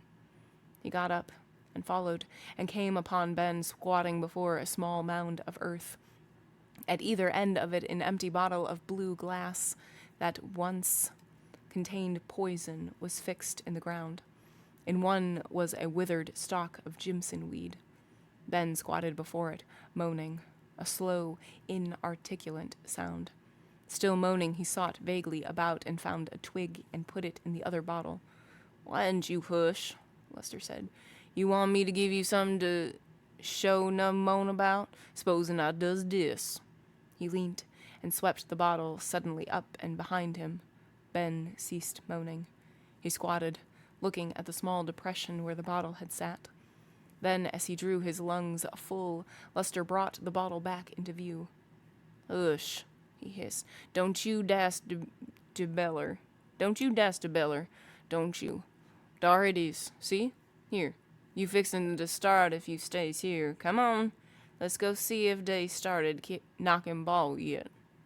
He took Ben's arm and drew him up, and they went to the fence and stood side by side there, peering between the matted honeysuckle, not yet in bloom. "Dar," Lester said. "Dar come some. See 'em?" They watched the foursome play out. They watched the foursome play onto the green and out, and move to the tee and drive. Ben watched, whimpering, slobbering. When the foursome went on, he followed along the fence, bobbing and moaning. One said, "Here, Caddy, bring the bag." "Hush, Benji," Lester said. But Ben went on at his shambling trot, clinging to the fence, wailing in his hoarse, hopeless voice. The man played and went on, Ben keeping pace with him until the fence turned at right angles, and he clung to the fence, watching the people move on and away. "Will you hush now?" Lester said. "Will you hush now?" He shook Ben's arm. Ben clung to the fence, wailing steadily and hoarsely. "Ain't you going to stop?" Lester said. "Or is you?" Ben gazed through the fence. "All right, then," Lester said. "You want something to beller about?" He looked over his shoulder toward the house. Then he whispered, "Caddy. Beller now. Caddy, caddy, caddy." A moment later, in the slow intervals of Ben's voice, Lester heard Dulcie calling. He took Ben by the arm, and they crossed the yard. "I told you he weren't going to stay quiet," Lester said. You villain, Dilsey said. What you done to him? I ain't done nothing. I told you when them folks start playing, he gets started up. You come on here, Dilsey said. Hush, Benji. Hush now. But he wouldn't hush. They crossed the yard quickly and went to the cabin and enter. Run get that shoe, Dilsey said. Don't you stir Miss Caroline now. If she say anything, tell her I got 'em. Go on now. You can sure do that right, I reckon. Lester went out. Dilsey led Ben to the bed and drew him down beside her, and she held him, rocking back and forth, wiping his drooling mouth upon the hem of her skirt. Hush now, she said, stroking his head. Hush, Dilsey got you. But he bellowed slowly, abjectly, without tears, the grave, hopeless sound of all voiceless misery under the sun. Lester returned, carrying a white satin slipper. It was yellow now, and cracked, and soiled, and when they placed it into Ben's hand, he hushed for a while. But he still whimpered, and soon he lifted his voice again. You reckon you can find T.P., Dilsey said. He said yesterday he going out to St. John's today. Say he'll be back at 4. Dilsey rocked back and forth, stroking Ben's head. This long time, oh Jesus, she said. This long time. I can drive that, sorry, mammy, Lester said. You kill before, y'all, Dilsey said. You do hit for devilment. I knows you got plenty sense too, but I can't trust you. Hush now, she said. Hush, shh, shh. No, I won't, Lester said. I drives with T.P. Dilsey rocked back and forth, holding Ben. Miss Caroline said if you can't quiet him, he gonna get up and come down and do it. Hush, hush, Dilsey said, stroking Ben's head. Lester, honey, she said, will you think about your old mammy and drive that Surrey right? Yes'm, Lester said. I drive it just like T.P. Dilsey stroked Ben's head, rocking back and forth. I does the best I can, she said. Lord knows that. Go get it then, she said, rising. Lester scuttled out. Ben held the slipper, crying, Hush now. Lester gon' get the Surrey and take you to the graveyard. We ain't gwine risk getting yo cab, she said. She went to a closet contrived of a calico curtain hung across a corner of the room and got the felt hat she had worn. We's down to worse'n this if folks just knowed, she said. You's the Lord's child anyway, and I be his'n too, 'fore long, praise Jesus. Here. She put the hat on his head and buttoned his coat. He wailed steadily. She took the slipper from him and put it away, and they went out. Lester came up with an ancient white horse in a battered and lopsided surrey. You gonna be careful, Lester, she said. Yes'm, Lester said. He helped Ben into the back seat. He had ceased crying, but now he began to whimper again. It's his flowers, Lester said. Wait, I'll get 'em. You set right there, Dilsey said. She went and took the cheek strap. Hurry and get 'em one. Lester ran around the house toward the garden. He came back with a single narcissus. That 'em broke, Dilsey said. Why'n't you get 'em a good one? Hit the onlyest one I could find, Lester said. Y'all took all of 'em Friday to decorate the church. Wait, I'll fix it. So while Dilsey held the horse, Lester put a splint on the flower stalk with a twig and 2 bits of string and gave it to Ben. Then he mounted and took the reins. Dilsey still held the bridle. You knows the way now, she said. Up the street, round the square to the graveyard, then straight back home. Yes'm, Lester said. Hum up, Queenie. You gwine be careful now. Yes'm. Dilsey released the bridle. Hum up, Queenie, Lester said. Here, Dilsey said. You hand me that whoop. Oh, mammy, Lester said. Give it here, Dilsey said, approaching the wheel. Luster gave it to her reluctantly. I won't never get Queenie started now. Never you mind about that, Dilsey said. Queenie know more about where she gwine than you does. All you got to do is set dar and hold them reins. You knows the way now? Yes'm. Same way TP goes every Sunday. Then you do the same thing this Sunday. 'Cause I is. Ain't I drove for TP more'n 100 times? Then do it again, Dilsey said. Go on now, and if you hurts Benji, boy, I don't know what I'd do. You bound for the chain gang, but I'll send you a dar for even chain gang ready for you. Yes'm, Luster said. Hum up, Queenie. He flapped the lines on Queenie's broad back, and the surrey lurched into motion. You, Luster, Dilsey said. Hum up, dar, Luster said. He flapped the lines again. With subterranean rumblings, Queenie jogged slowly down the drive and turned into the street, where Luster extorted her into a gait resembling a prolonged and suspended fall in a forward direction.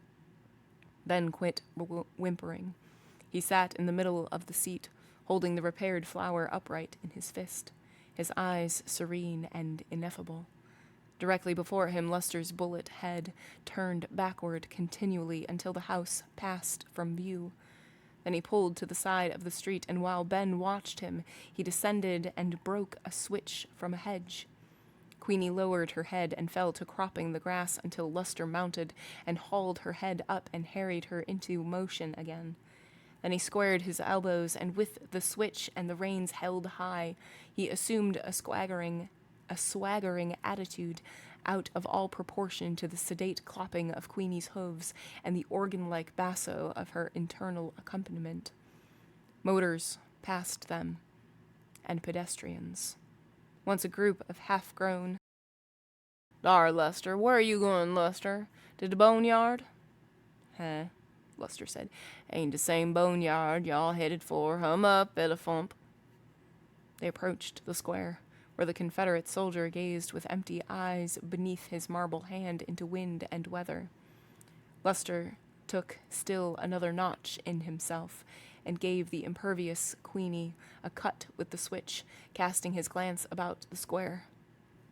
Dar, Mr. Jason's car, he said. Then he spied another group.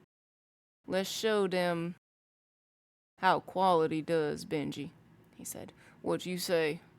He looked back. Ben sat, holding the flower in his fist, his gaze empty and untroubled. Luster hit Queenie again and swung her to the left at the monument. For an instant, Ben sat in an utter hiatus. Then he bellowed. Bellow on bellow, his voice mounting with scarce interval for breath. There was more than astonishment in it. It was horror, shock, agony, eyeless, tongueless, just sound, and Luster's eyes back-rolling for a white instant. Great God, he said. Hush, hush, great God. He whirled again and struck Queenie with the switch. It broke, and he cast it away, and with Ben's voice mounting toward its unbelievable crescendo, Luster caught up the end of the reins and leaned forward as Jason came jumping across the square and onto the step. With a backhanded blow, he hurled Luster aside and caught the reins and sawed Queenie about and doubled the reins back and slashed her across the hips. He cut her again and again into the plunging gallop, while Ben's hoarse agony roared about them and swung her about the right of the monument. Then he struck Luster over the head with his fist. Don't you know any better than to take him off the left? He said. He reached back and struck Ben, breaking the flower stalk again. Shut up, he said. You shut up. He jerked Queenie back and jumped down. Get to hell on home with him. If you ever cross that gate with him again, I'll kill you. Yes, sir, Luster said. He took the reins and hit Queenie with the end of them. Get up, dar. Benji, for God's sake. Ben's voice roared and roared. Queenie moved again. Her feet began to clop, clop steadily again, and at once Ben hushed. Luster looked quickly back over his shoulder. Then he drove on. The broken flower drooped over Ben's fist, and his eyes were empty and blue and serene again as cornice and facade flowed smoothly once more from left to right, post and tree, window and doorway and signboard, each in its ordered place. The end. That is the end of the chapter and where the book ends. Ta-da! And you're like, what? But was there any resolution? We did it. And almost at perfect time. Wow, wow, wow. Wow, wow, wow. Look at us go. So, The Sound and the Fury by William Faulkner. There you have it, folks. I enjoy William Faulkner's writing. I really, really do. I just really like how he is able to have slice of life, which this very much was. It was very much a family drama, but written from not everybody's perspective, which I appreciated. We didn't need every single person's perspective. And it takes place in 4 days, 5 days, something like that. And it was just so beautifully written. We had a great mix of stream of consciousness with also very structured layout and beautifully done. Beautifully done, William Faulkner.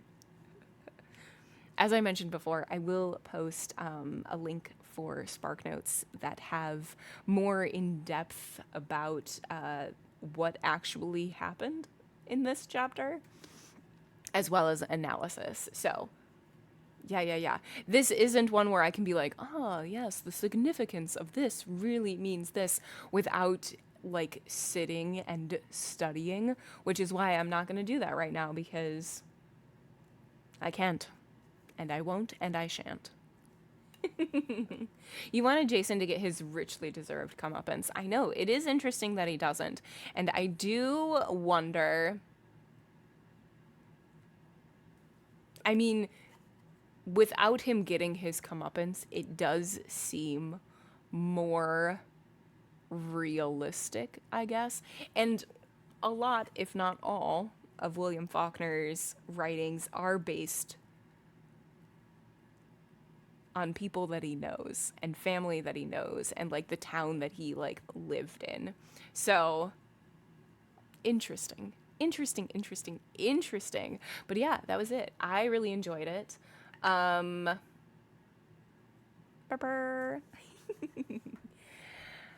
But that's going to be where we end tonight as well.